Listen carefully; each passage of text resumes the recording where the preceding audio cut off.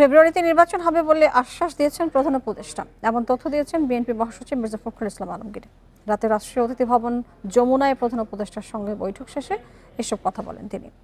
রোববার BNP, NCP এবং জামায়াত ইসলামের নেতাদের সঙ্গে জরুরি বৈঠক করেন প্রধান উপদেষ্টা। বৈঠক শেষে প্রেস সচিব বলেন, কেউ নির্বাচনের বিকল্প ভাবলে সেটি জাতির জন্য দুর্ভাগ্যজনক হবে।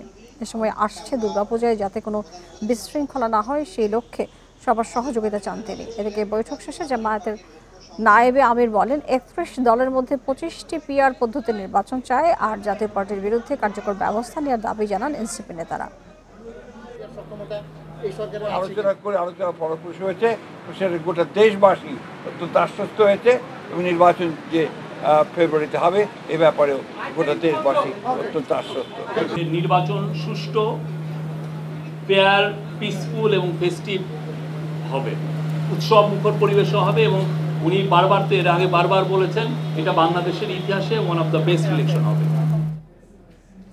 এ নিয়ে আলোচনা করতে রাজধানীর নিউজ কার্টুন থেকে আমাদের সঙ্গে যোগ দিচ্ছেন বিপ্লবী ওয়ার্কার্স পার্টির সাধারণ সম্পাদক সাইফুল হক। সাইফুল হক, আপনাকে স্বাগত জানাচ্ছি আমাদের সংবাদে। জানতে চাই যে প্রধান উপদেষ্টার সঙ্গে বৈঠক করে দলগুলো সে আগের কথাই বললো, তাহলে হঠাৎ আসলে নতুন করে বৈঠকের প্রয়োজনটি কেন হলো?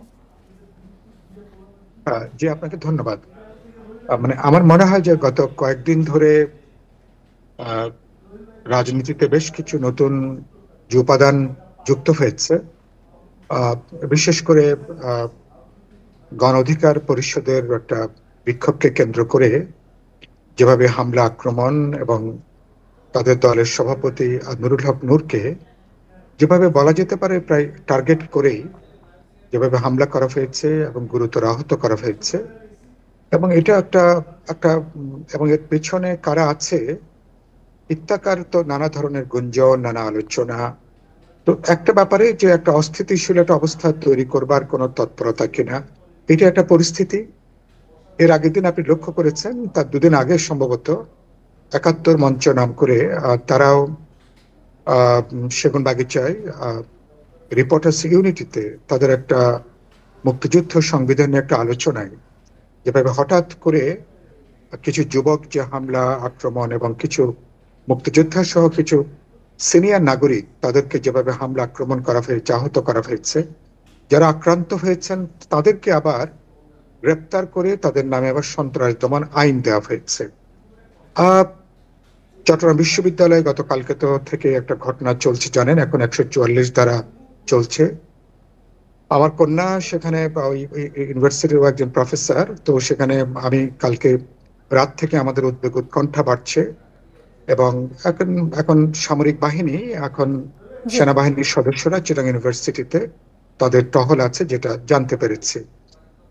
গোটা পরিস্থিতি মিলে তো একটা উদ্বেগ আছে, উৎকণ্ঠা আছে।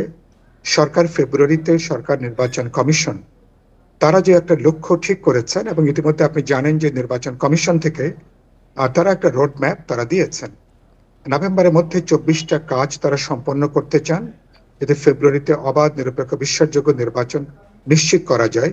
কিন্তু যারা নির্বাচনে নানাভাবে যারা পিছাতে চান, ভণ্ডুল করতে চান, অথবা নানা অজুহাতে এমনকি সরকারকেও যারা আরো প্রলম্বিত করতে চান, ইত্যাকার একটা যে পরিস্থিতি, আমার মনে হয় যে প্রধান উপদেষ্টা, আমার মনে হয় যে তিনিও একটু নার্ভাস। নির্বাচন নিয়ে শঙ্কা দূর করতে কি এই বৈঠক ডেকেছেন বলে আপনি বলছেন? তাহলে হ্যাঁ, আমি বলেছি একটা উদ্বেগ, শঙ্কা থেকে হয়তো এই মিটিংটা হবে। তিনি দলগুলোর হয়তো কিছু দলের মতামত চাইছেন, কিন্তু অধিকাংশ দলকে তো বাকি বেশিরভাগ গুরুত্বপূর্ণ রাজনৈতিক দল, আমরা দেখেছি যে প্রধান উপদেষ্টা ৩ দলের সঙ্গে বৈঠক করেছেন, অন্যদের সাথে কি বৈঠক করবেন কিনা? আপনাদেরকে তো তিনি ডাকেননি, আর এই বিষয়ে কি বলবেন আপনি? আমি জানি না, আমি তো এই রাত পর্যন্ত তাদের সাথে এ পর্যন্ত প্রধান উপদেষ্টা তিনি যখন মিটিং করেছেন, তিনি বলতে পারেন ক্রিয়াশীল অভ্যুত্থানের পক্ষে গুরুত্বপূর্ণ প্রায় সকল রাজনৈতিক দলের সাথে বিভিন্ন পর্বে কখনো একসাথে বৈঠক করেছেন, কখনো আলাদা আলাদা ভাবে তিনি বৈঠক করেছেন। তা হঠাৎ করে কেবল ৩ দলের সাথে তার বৈঠক, এটাও তিনি এক ধরনের ভাগ বিভক্তি তৈরি করবার কোনো তৎপরতা কিনা আমি জানি না। এবং তিনি এই দল নিশ্চয়ই বাংলাদেশের সমগ্র জনগণকে তারা নিশ্চয়ই প্রতিনিধিত্ব করেন না, একটা সাধারণ কাণ্ডজ্ঞানের ব্যাপার। তা আমি নিশ্চয় আশা করব হয়তো অন্যান্য রাজনৈতিক দলের, তাদেরও, আমারও তো অনেকগুলো গুরুত্বপূর্ণ কনসার্ন আছে যেগুলো প্রধান উপদেষ্টার সাথে বিপ্লবী ওয়ার্কার্স পার্টি বলি, গণতন্ত্র মঞ্চ বলি, অন্যান্য রাজনৈতিক দলগুলো তারাও নিশ্চয়ই কথা বলতে চাইবেন, আলোচনা করবেন। আর আমরা চাই যে সাইফুল হক, আমাদের হাতে সময় কম, আপনার কাছ থেকে শুনতে পারলে আরো ভালো হতো। ধন্যবাদ আপনাকে আমাদের সাথে যুক্ত হওয়ার জন্য।